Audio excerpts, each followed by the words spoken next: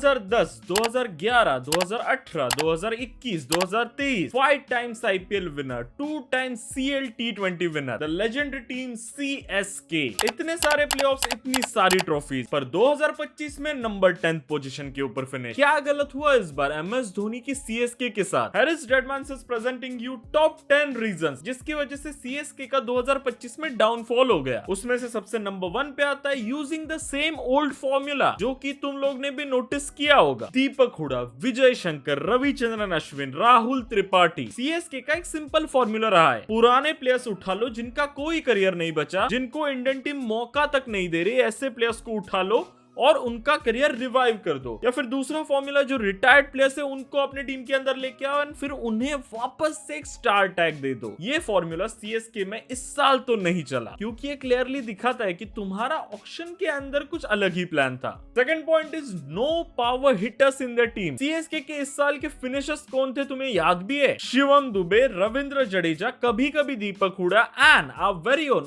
MS Dhoni. CSK जानी जाती है उनकी फिनिशिंग के लिए। CSK ने कितने सारे मैचेस लास्ट बॉल के ऊपर फिनिश किए हैं। 2023 का लेजेंडरी फाइनल तो सब लोग को याद ही होगा। द थिंग इज, इस साल ये फिनिशर्स फायर अप किए नहीं एंड इस वजह से बहुत सारे मैचेस CSK पास आके भी हार गई एंड ऐसे दो पॉइंट्स करते हुए CSK ने काफी सारे मैचेस गवा दिए। नंबर 3 पे आता है not buying youngsters in the auction. अब तुम बोलोगे भाई ब्रेविस और आयुष म्हात्रे को लिया तो था। The point is, Brevis and Ayush Mhatre ये दोनों भी इंजुरी रिप्लेसमेंट्स थे। ये प्लेयर्स कभी पिक ही नहीं हुए थे ऑक्शन में, इनको मिड सीजन बुलाया गया था। नगरकोटी जैसा टैलेंटेड बॉलर CSK के लिए 14 मैचेस सिर्फ वाटर बॉय की तरह रहा। So you guys can clearly imagine कि CSK ने अपने यंगस्टर्स के ऊपर भरोसा नहीं दिखाया और उनका यूज नहीं किया। Fourth and most prominent factor, losing their captain Ruturaj Gaikwad mid season. किसी भी टीम के लिए अगर कुछ धक्कादायक न्यूज हो सकती है तो that would be losing the captain, क्योंकि जैसे ही तुम अपना कैप्टन लूज करते हो, इट्स ओवर भाई। महाभारत के टाइम से चलते आ रहा है, जैसे ही तुम अपना सेनापति लूज कर देते थे तुम बैटल हारोगे, इसकी 99.9% गारंटी होती थी। एंड CSK के साथ ये 2 बार हो चुका है पिछले कुछ सालों में। पहले जडेजा ने मिड सीजन कैप्टनसी छोड़ दी, बट एटलीस्ट जडेजा स्क्वाड का पार्ट तो था। ऋतुराज भाई तो सीधा इंजर्ड होके चले गए मेरे भाई। तो mid season again the same old thing, MS भाई आ जाओ बचा लो। थाला कितने बचाएंगे तुम्हें यार, थाला का टाइम जा चुका है, its peak time. MS is one of my favourite player, उनका टाइम खत्म हो चुका है। इसके ऊपर आता हूं मैं अगले पॉइंट्स में। बट अगर तुम्हें ऐसा ही क्रिकेटिंग कंटेंट और देखना है तो मेरे इंस्टाग्राम के ऊपर आ जाओ यार, deadman_v3 लिंक के डिस्क्रिप्शन के अंदर। फिर नंबर 5 पे पॉइंट आता है not firing up in power play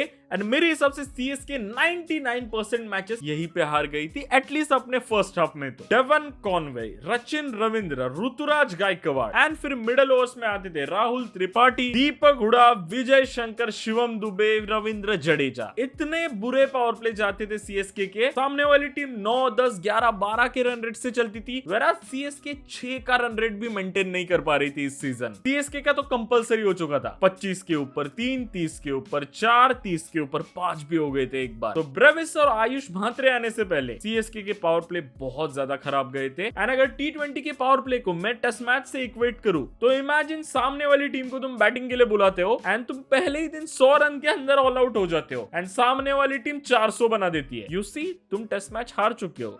exactly CSK power play में ही ऐसे ही मैचेस हार जाती थी। फिर फिनिशर्स कितना भी ट्राई कर ले वो क्या ही कर लेंगे, 30 बॉल में 80-90 थोड़ी रोज रोज बनते हैं। फिर नंबर 6 पे पॉइंट आता है नो स्टार फॉरेन पेसर। बाकी टीम्स के पास भाई कितने बड़े बड़े बॉलर्स हैं, Jasprit Bumrah, Josh Hazlewood, Kagiso Rabada, मैं लिस्ट लगा सकता हूँ। CSK के पास फॉरेन बॉलर कौन थे? Nathan Ilyas, Pathirana, Jimmy Overton. Ilyas, Overton उनके नेशनल टीम का भी परमानेंट पार्ट नहीं है और पथिराना का तो इतना बुरा सीजन गया वो खुद भी उसको भूलना चाहेगा। तो CSK ने फॉरेन बॉल्स में इन्वेस्ट ना करके बहुत बड़ी गलती कर दी एंड यही मुझे लेके आता है 7 पॉइंट के ऊपर, Thala for a reason, a bad pace attack, बहुत ही ज्यादा बुरा। Pathirana completely out of form, उसको बाजू में ही कर दो, उसने इस सीजन कुछ भी नहीं किया है। CSK ने जो इतना बड़ा इन्वेस्टमेंट का दाव खेला था वो इस साल तो फेल गया है, अगले साल देखेंगे जो भी होगा, बट इस साल का तो कंप्लीटली फेल गया है। खलील अहमद देखो, क्लियरली ही कांट बोल your death overs. Romeo shepherd ने सीधा वो प्रूव ही कर दिया, ऐसी ट्रीटमेंट दे दी कि CSK अगले साल रिटेन भी ना करे। एंड बाकी नाम तो मैंने ले ही लिए, वो लोग उस क्वालिटी के बॉलर्स ही नहीं है। तो CSK के पास फास्ट बॉलर्स थे ही नहीं। whereas अगर तुम थोड़ा पुराना टाइम याद कर लो तो डगी बॉलिंजर, हिल्फनहाउस, एल्बी मोर्कल, कितने अच्छे बॉलर सीएसके के पास आके गए। एंड फिर मिडवे में आए थे डीजे ब्रावो, मोहित शर्मा, मैं लिस्ट लगा सकता हूँ। वेराज ऐसा इस साल कोई भी फास्ट बॉलर नहीं था। फिर आते हैं हम लोग नंबर 8 पॉइंट के ऊपर, क्योंकि स्पिन बॉलिंग अटैक इनके पास था, but the point number 8 is no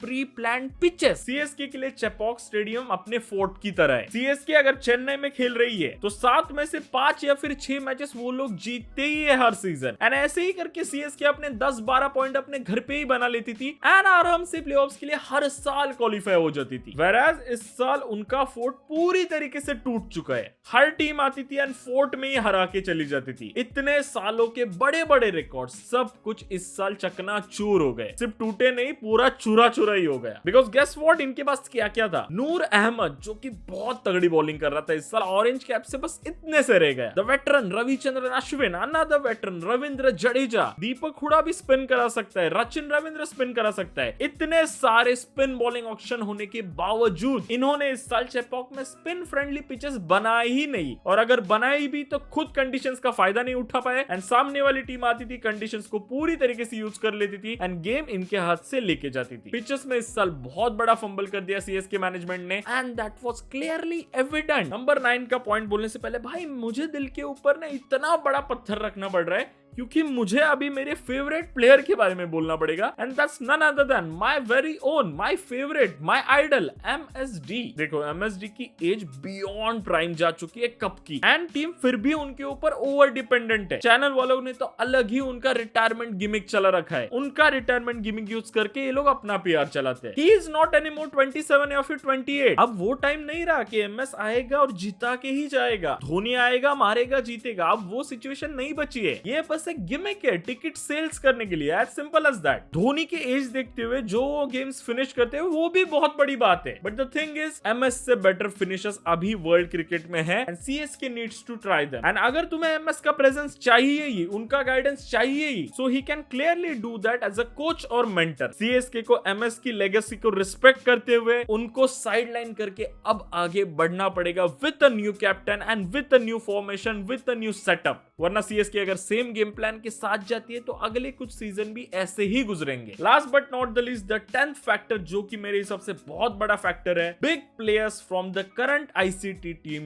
not stepping up. Who are those big players? दो प्लेयर्स है मेरे दिमाग के अंदर, शिवम दुबे एंड रविंद्र जडेजा। ये दोनों भी अभी वर्ल्ड टी20 जीत के आए हैं। वर्ल्ड टी20 का फाइनल भी खेला है दोनों ने। वर्ल्ड टी20 का फाइनल का हिस्सा थे दोनों भी, क्योंकि अगर तुम कंपैरेटिवली बाकी टीम्स को देखो, फॉर एग्जांपल इनकी राइवल टीम मुंबई इंडियंस का एग्जांपल लेते हैं। सूर्य कुमार यादव, हार्दिक पांड्या, जसप्रीत बुमराह, रोहित शर्मा, तिलक वर्मा, ये इंडिया के भी एक्टिव प्लेयर्स हैं, मुंबई के भी एक्टिव प्लेयर्स हैं। ये कंट्रीब्यूट करते हैं इनके विंस में। जो मैंने 5 नाम लिए, इसमें से तुम एक भी निकाल दो, मुंबई सारी गेम्स हार जाएगी। एग्जैक्टली सीएसके के साथ वही हो रहा था। Jadeja and Dubey were not doing there thing and इनके आउट ऑफ फॉर्म होने की वजह से बहुत सारी चीजें एमएस के ऊपर डिपेंड हो जाती थी एंड सीएसके गेम फिनिश नहीं कर पाती थी। जडेजा ने तो इस साल विकेट्स तक नहीं लिए जितने एक्सपेक्टेड थे। तो यार ये मुझे रीजंस लगते हैं सीएसके के डाउनफॉल के। बाकी अगर तुम्हें कुछ सही या गलत लगता है तो कमेंट्स में अपनी राय जरूर बताना। और ऐसे ही 10-15 वीडियोस और आने वाले आईपीएल सीरीज के ऊपर। तुम बताओ अगला किस टीम के ऊपर और क्या क्या हमें एनालाइज करना चाहिए। टीम का नाम बताओ और क्या करना चाहिए उस टीम के साथ, वो भी बता देना कमेंट्स के अंदर। बाकी ये वीडियो थोड़ा सा भी पसंद आया तो do like the video, subscribe to our channel. मिलते हैं अगले वीडियो में, तब तक tata bye bye, see you, प्यार के दो, बाय बाय।